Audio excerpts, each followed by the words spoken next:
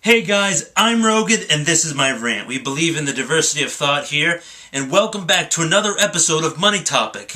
We are on episode 5 today, and the topic for this video is how to stack your first 100 ounces of silver.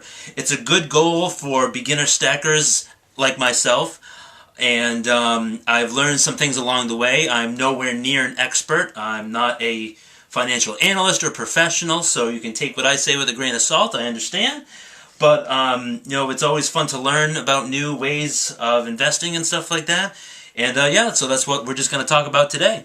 So let's get into it. So I have laid out 5 different types of stacking silver that I have diversified my stack with. And you can choose to do whatever you like, whatever you want, whatever you think is best. I like to do a little bit of everything. And so we'll just go into each one, and then after that I'll do a little bit of a bonus. Okay.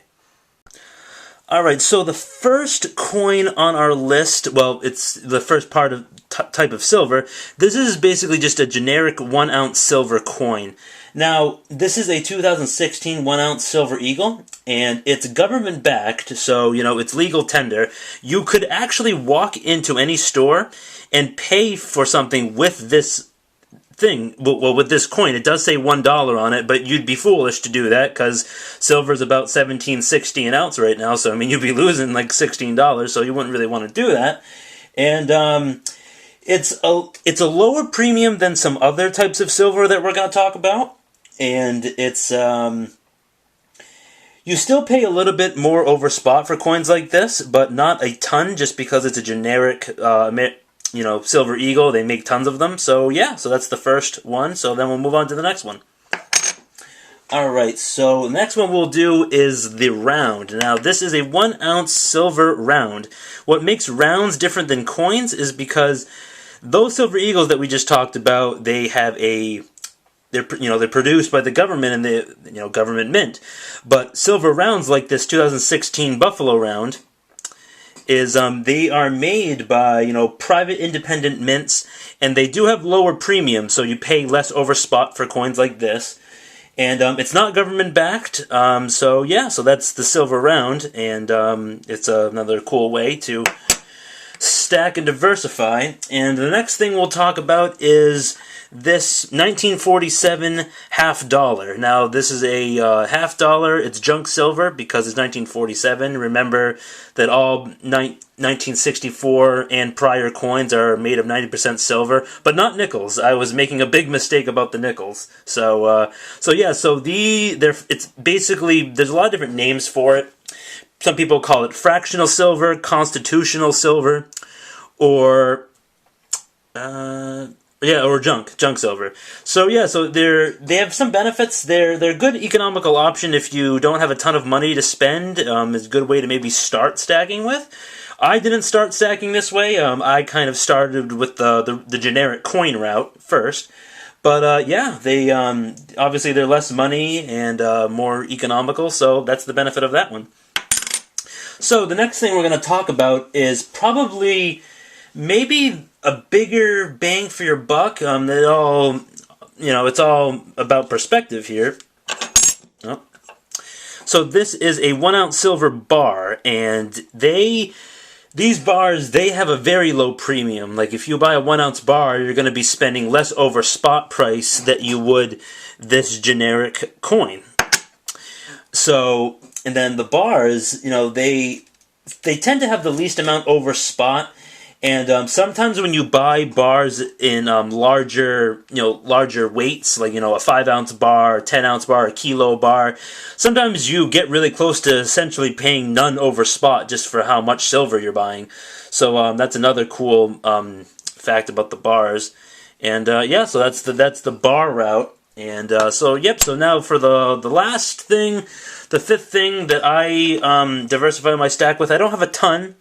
But this is a 2013 MS70 Silver Panda. It's a 1 ounce Silver Panda coin, and MS70 PCGS is like an online metals association that rates the quality of the coin, and MS70 is the highest grade.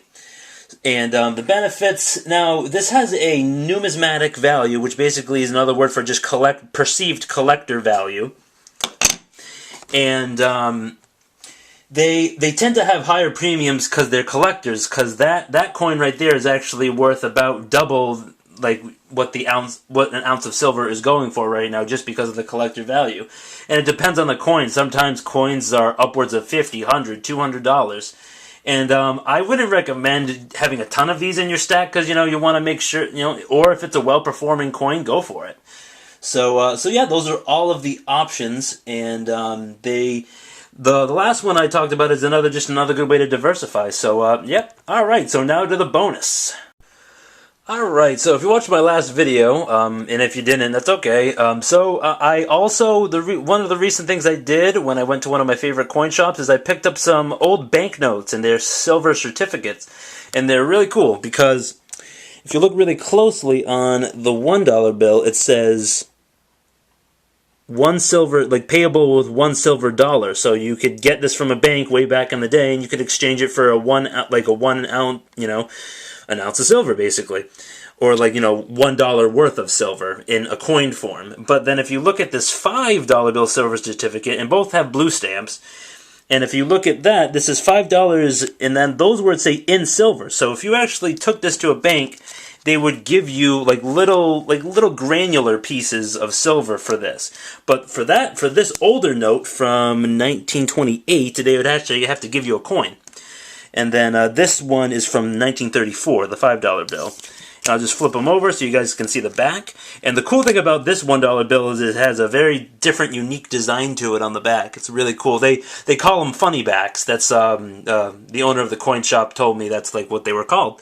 So that's really cool. And then next to them, I just have a 2.5 gram little bar of gold, because like we were talking about silver just now, it's always great to diversify your metal stack. And I don't have a ton of money right now, so there's no way I'm buying an ounce of gold yet, but it's a goal.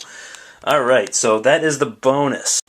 Alright, well that about wraps it up on Money Topic Episode 5. I hope you enjoyed. And, if you like this video, give it a like. And if you didn't like the video, if you didn't like my face, you didn't like my topic, and you hated the reverse of the $1 bill, just remember to smash that dislike button. It gives me a chance to improve, hear your feedback, get better, make more videos. And if you like the content here, hit that subscribe button. And, if you didn't, don't hit subscribe. And, if you want to hit that bell so you're notified with more videos, go ahead and do that, even though it might not work. Alright, guys, have a great rest of the day.